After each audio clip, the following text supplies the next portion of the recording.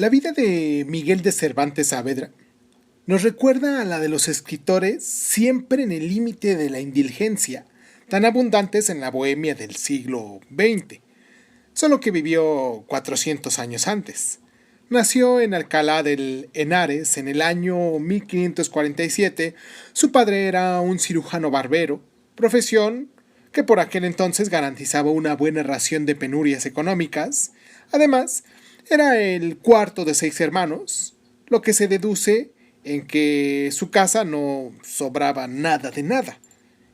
Miguel pronto comprendió que, aunque le atraían las letras, tendría que bregar duro y buscar alguna profesión más lucrativa si quería ganarse el pan.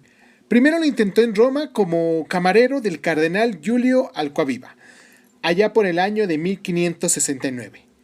Pero lo de estar revoloteando alrededor del prelado a la espera de Mercedes como si fuera una polilla buscando la luz, no debía de ser lo suyo, porque en el año de 1570 lo encontramos ya alistado en el ejército, que era la forma que tenían entonces los buenos mozos sin recursos de labrarse un porvenir, jugándosela la vida en el intento.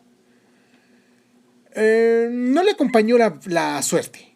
Y eso que lo intentó de veras, muy en serio.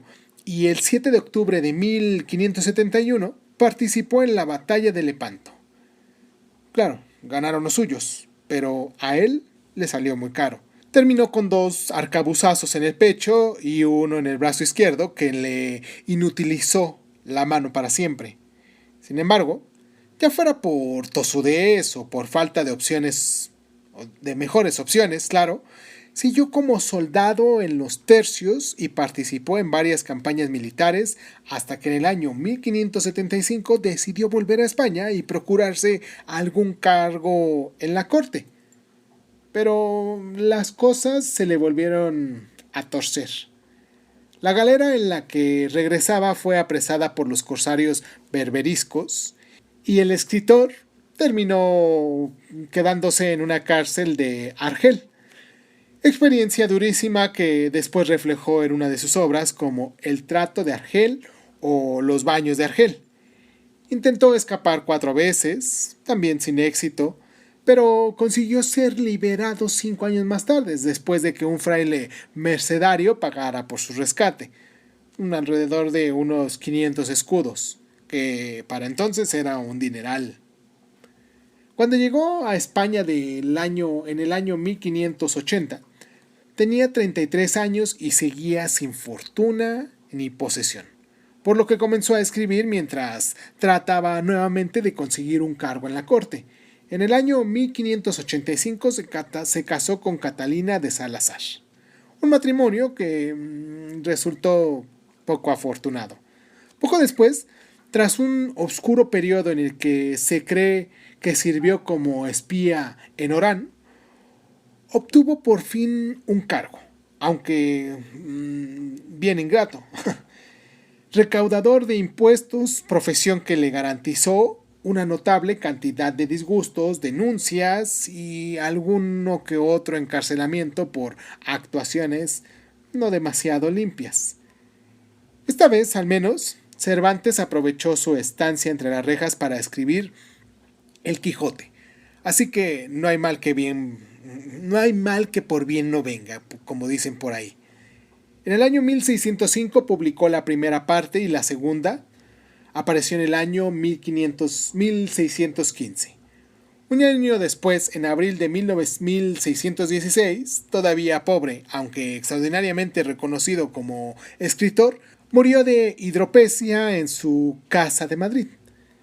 De su abundante producción literaria, además del Quijote, destacan obras como Galatea, la novela pastoril, las novelas ejemplares, que son 12 novelas cortas, El cerco de Numancia, que es una obra de teatro, y entremeses teatrales como El retablo de las maravillas. Hoy aquí en Crónica Lunares, como ya escucharon nuestro intro que duró más de 5 minutos, o bueno, esta parte que hacemos para darle introducción al tema que vamos a tocar el día, vamos a hablar del ingenioso hidalgo Don Quijote de la Mancha, de Miguel de Cervantes Saavedra. Como les decíamos, esto es Crónicas Lunares, yo soy Irving Sun, bienvenidos. Comenzamos. Cierra los ojos, cierra los ojos, cierra los ojos, cierra los ojos. Si escuchas que alguien se acerca, no temas. Todo estará bien.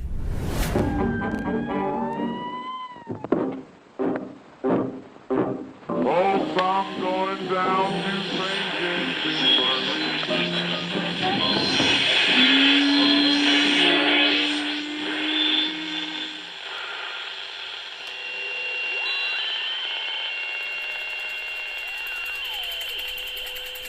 Estás escuchando Crónicas Lunares, el lugar donde entra por tus oídos.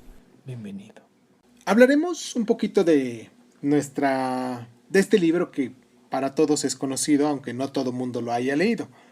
Don Alonso de Quijano es un hidalgo de una aldea cincuentón al que la afanosa lectura de libros de caballerías acaba por trastornarle el juicio. De suerte que un día decide pasar a la acción y emula a sus héroes de papel, convirtiéndose en caballero andante y lanzándose al mundo a desfacer entuertos y a cometer hazañas que le dan una fama justa. Ni corto ni perezoso, se cambia el nombre por el de Don Quijote de la Mancha, pues le parece más propio de caballeros, y a lomos de un flaco penco de sonoro renombre, que se llama Rocinante, inicia una larga serie de andanzas. Lo primero es tener una doncella a la que rendir la debida pleistería amorosa. La encuentra en Aldonza Lorenzo, tosca campesina que se ve transformada por arte de fantasía, en la que, sin par a par, Dulcinea de Toboso, de belleza y ondas indiscutibles, digna del más hacendado amor cortés. Y es que Don Quijote no distingue entre su imaginación y la realidad. Obnibulado por tantas hazañas leídas, ve lo que quiere ver: gigantes en lugar de molinos, castillos en vez de ventas, cautivos en vez de galeotes. En compañía de su fiel escudero, Sancho Panza, un sencillo y práctico labrador, se mete en 100 situaciones disparatadas que al menos tienen una virtud: van forjando una firme amistad entre el caballero andante y, en este caso, su escudero. Finalmente, Don Quijote es apresado por sus convecinos, enjaulado en una carretera de bueyes y devuelto a su pueblo para evitar que termine haciéndose daño. En la segunda parte, caballero y escudero retoman otra vez los caminos. Entre otras aventuras, el Quijote se enfrenta a varios supuestos caballeros andantes y es recibido en el palacio de unos duques.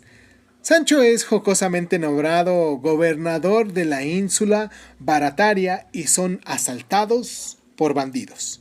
Finalmente, Don Quijote es retado en Barcelona a duelo singular por un bachiller llamado Sansón Carrasco, metamorfiándose en caballero de la Blanca Luna, y vencido, hace promesa de regresar a su pueblo y permanecer ahí al menos un año. Y así lo hacen caballero y escudero, pero poco después de regresar, Don Quijote se nos cae enfermo. Antes de morir, recobra el juicio, comprende las locuras que ha hecho y reniega de los libros de caballería.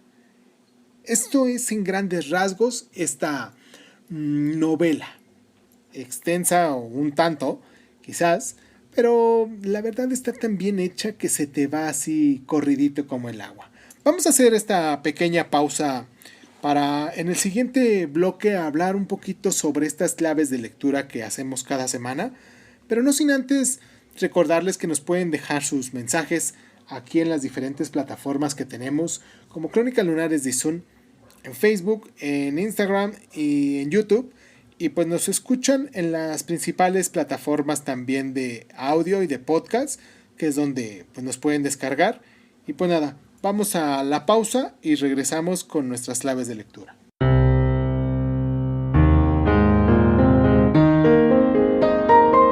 Aunque hoy parezca sorprendente, El Quijote no siempre fue considerado una de las obras cumbre de la literatura universal.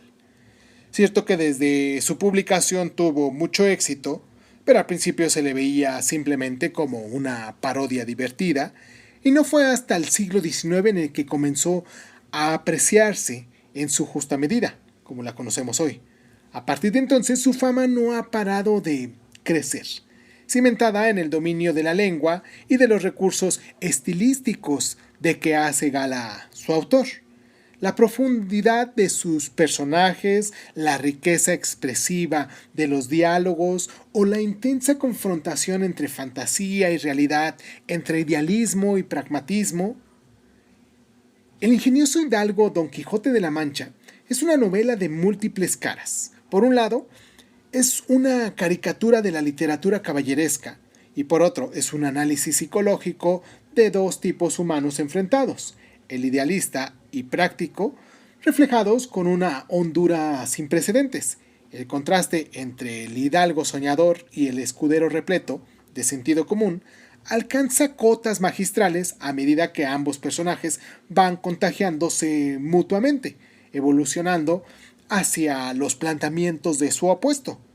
Esta evolución hace que convierta en seres muy vivos en la imaginación del lector y es uno de los grandes logros de este autor, de Miguel de Cervantes.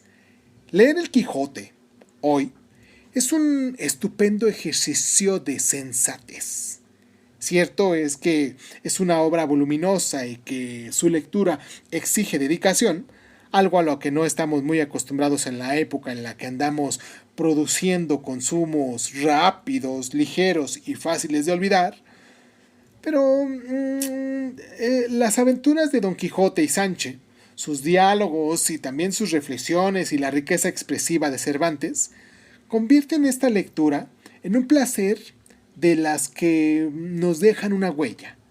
A poco que se dediquen una cierta atención, claro. Y no solo entretienen, también enriquecen por la precisión del vocabulario o lo agudo de sus reflexiones. El Quijote está considerado por muchos novelistas como Dickens, Tolstoy y Galdós como la primera novela moderna y su influencia sobre el género ha sido muy decisiva a lo largo de todos estos siglos. Vamos a hacer nuestra pausa y continuamos con el programa.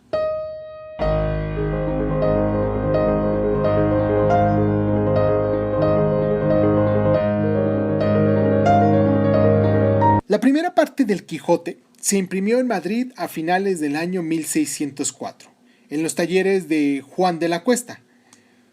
Como quería que saliese a la venta en enero de 1605, se hizo con muchas prisas. El resultado era previsible. La primera edición contiene un ingente número de erratas, que son más de 2000, y que por cierto en aquellos años los lectores se compraban la obra en pliegos que después ellos mismos tenían que encuadernar, que me recuerda mucho a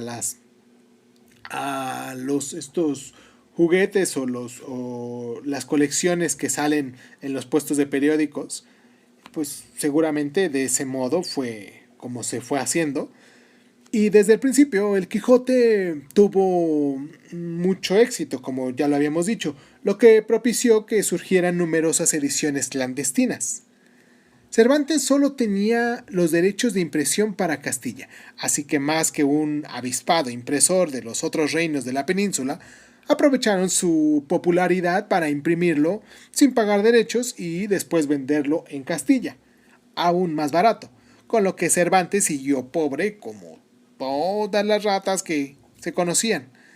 Desde la primera traducción, realizada al inglés por Thomas Shelton en el año 1612, se han realizado más de 500 ediciones españolas y más de 1500 en cerca de 50 idiomas, algunos tan curiosos como el javanés o el tibetano.